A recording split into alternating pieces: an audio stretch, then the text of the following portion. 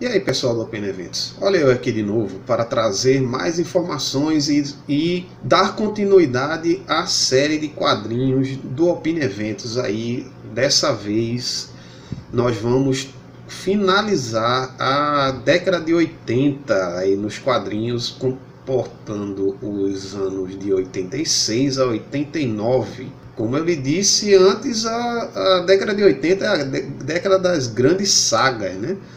Então é disso que a gente vai falar no episódio de hoje. Aí, se você ainda não está inscrito no canal, dá aquela força pra gente, se inscreve no canal, dá o tapa no like aí se você gostar do vídeo no final. E não se esquece de compartilhar aí nossa saga de quadrinhos, aí nossa série de quadrinhos do Open Eventos para seus amigos que curtem o assunto. Sem mais delongas, bora pro vídeo.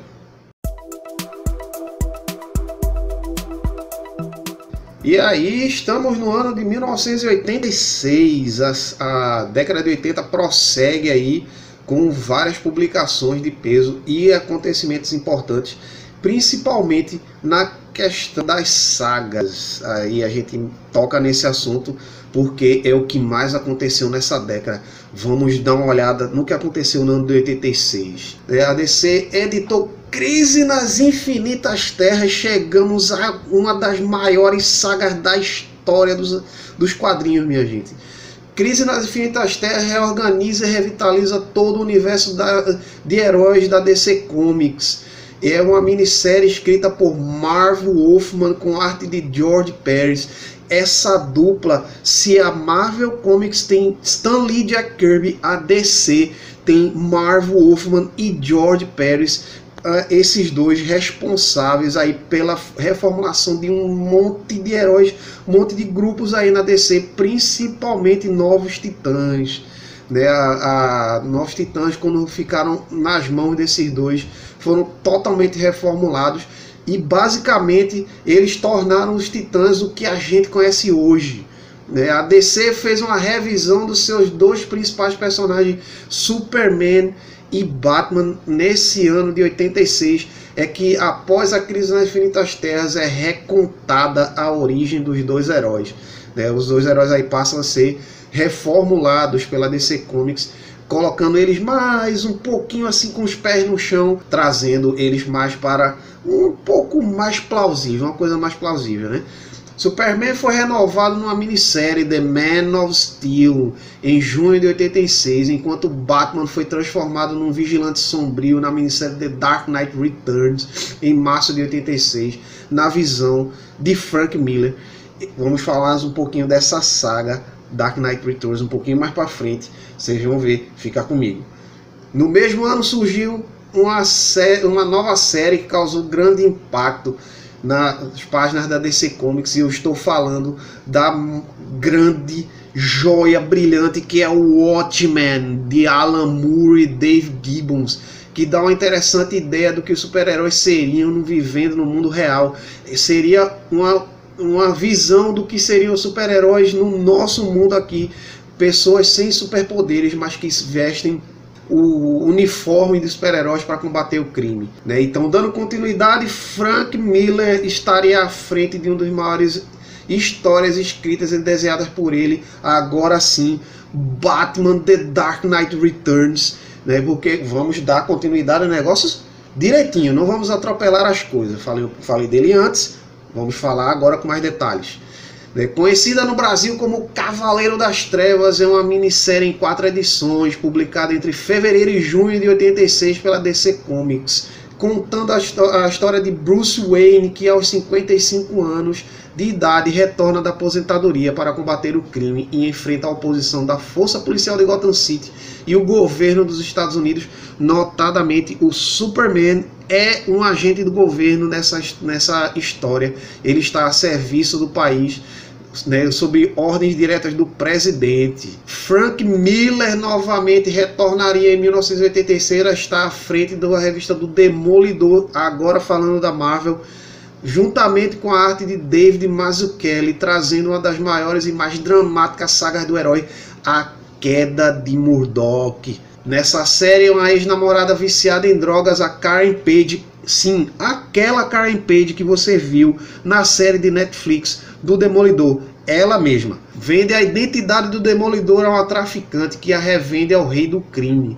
A partir daí a vida do Murdock é destruída, ele mergulha de cabeça no submundo de Hell's Kitchen, que é o lugar onde ele mora, e precisa reencontrar suas próprias forças para se reerguer a possível aparição da mãe de Murdock como sendo a freira que o ajuda a se recuperar. Nessa minissérie é respondida uma das maiores dúvidas sobre o Demolidor, quem é a mãe dele, porque nas histórias do Demolidor ele se pergunta isso, porque ele jamais soube quem é a mãe. Foi criado pelo pai desde pequeno, mas nunca o pai falou quem era sua mãe. Então, na queda de Murdock, há a possibilidade de Matt Murdock ter reencontrado finalmente a sua mãe, ela já como uma freira, e o ajuda quando o reconhece caído em um beco e o traz para o convento onde ela mora e vive, no caso, e cuida dele até que ele se recupere, né, dos ferimentos que ele tem sofrido. Já em 1987,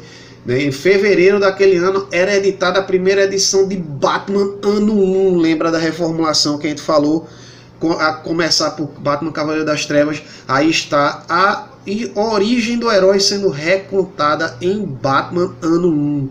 No Brasil conhecida por esse nome, nos Estados Unidos conhecida por Batman Year One, né, escrita novamente por Frank Miller, desenhada por David Mazzucchelli, outra dupla dinâmica da Marvel. Esses dois foram responsáveis por várias histórias envolvendo o herói Demolidor. Notadamente, Frank Miller reformulou o herói e criou um dos seus maiores interesses amorosos, a Elektra. Menção honrosa para Elektra Saga, também das mãos de David Mazzucchelli e Frank Miller. Uma das melhores minisséries da heroína, né, envolvendo aí também o herói Demolidor. A história, nesse caso, não a de Elektra Saga, e sim, né, a Batman Ano 1, voltando agora ao assunto. A história mostra o ainda tenente James Gordon transferido para a polícia de Gotham. Ele veio de Chicago, né? Curiosidade aqui sobre o personagem, ele era tenente na polícia de Chicago, foi transferido para Gotham, né, com sua esposa Bárbara. Não estamos falando da filha, e sim da primeira esposa de James Gordon, daí o nome Bárbara Gordon ter sido dado à sua filha. Ao chegar ao distrito policial, Gordon se depara com a corrupção e esquemas armados, tendo um grande desafio pela frente, com o então comissário Loeb, talvez um dos maiores comissários de Gotham, mas acabou se corrompendo no final de sua carreira, se tornando um crápula de marca maior.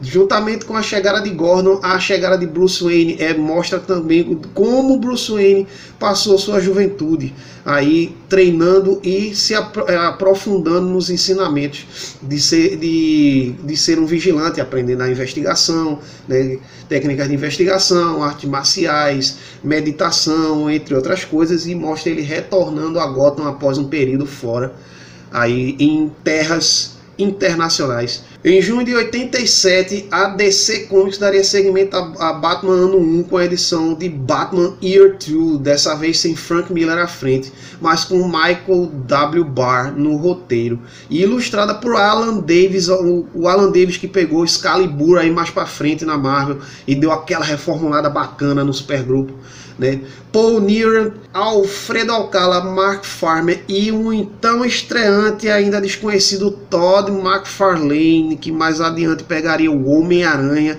dando daquela reformulada no herói bem profunda na fase do Venom. Falaremos nisso mais para frente, aguarda.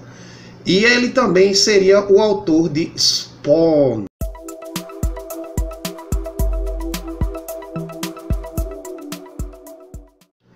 Em 88, a DC publica uma de suas maiores obras, A Piada Mortal, minha gente, mostrando a origem do Coringa.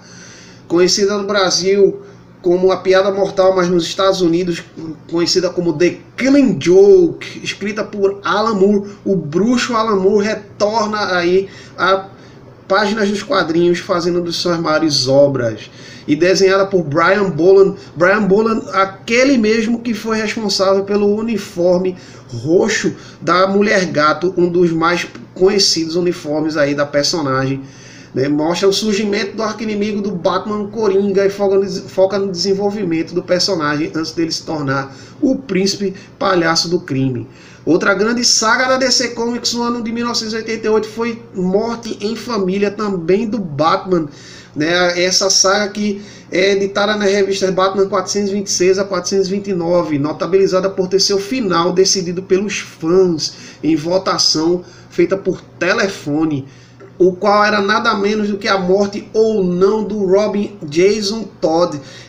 Na época, o Robin Jason Todd estava sendo muito criticado pelos fãs, então a DC teve a brilhante ideia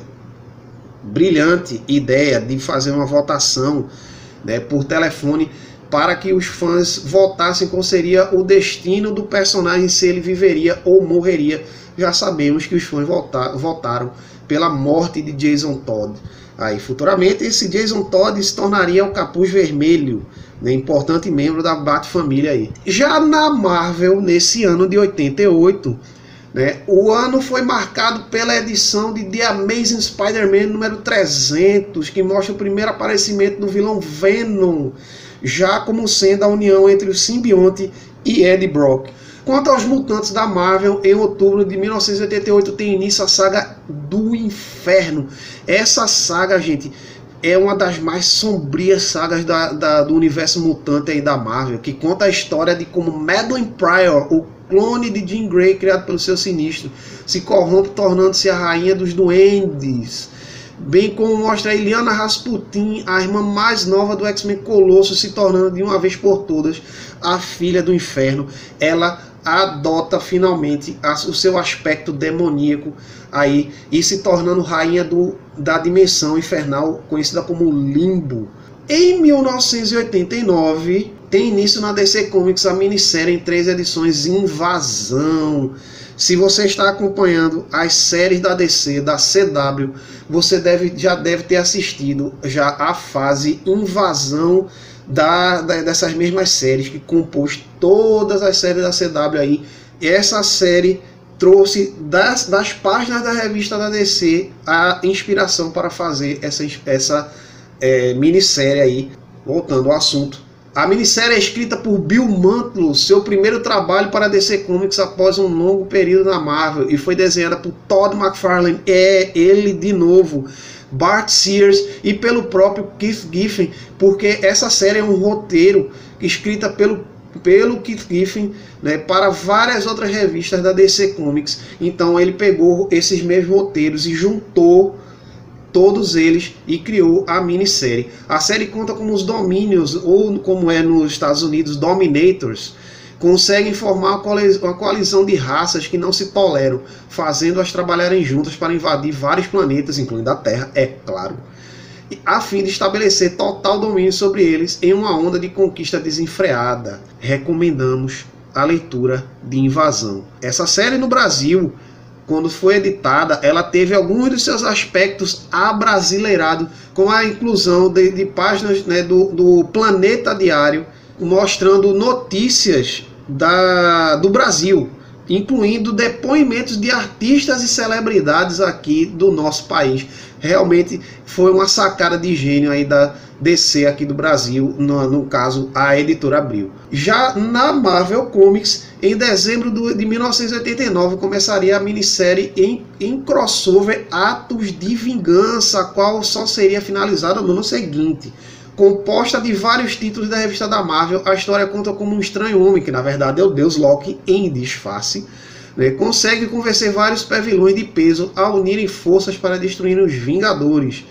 O grupo de vilões consiste no Doutor Destino, Magneto, Rei do Crime, Mandarim, Caveira Vermelha, o Mago, Apocalipse, Cobra e o Pensador Louco.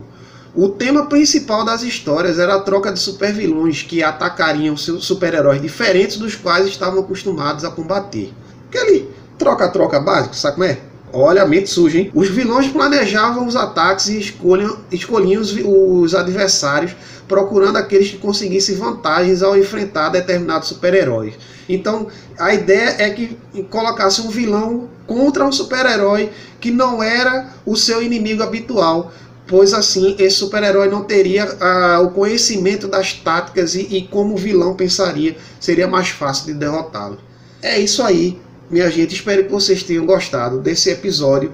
A gente deu aquela corridinha básica, né, para não ficar muito extenso, mas falamos aí de muitas sagas aí da década de 80, e a partir de agora, a Era de Prata, tecnicamente, fica comigo, tecnicamente, a Era de Prata acabou em meados dos anos 80, mas a título de assim, roteiro do programa, a gente vai considerar que a Era de Prata acaba agora em 1989, né? Porque a partir de agora começa a Era dos Mutantes na Marvel e a Era da Liga da Justiça na DC, a Era de Bronze dos quadrinhos.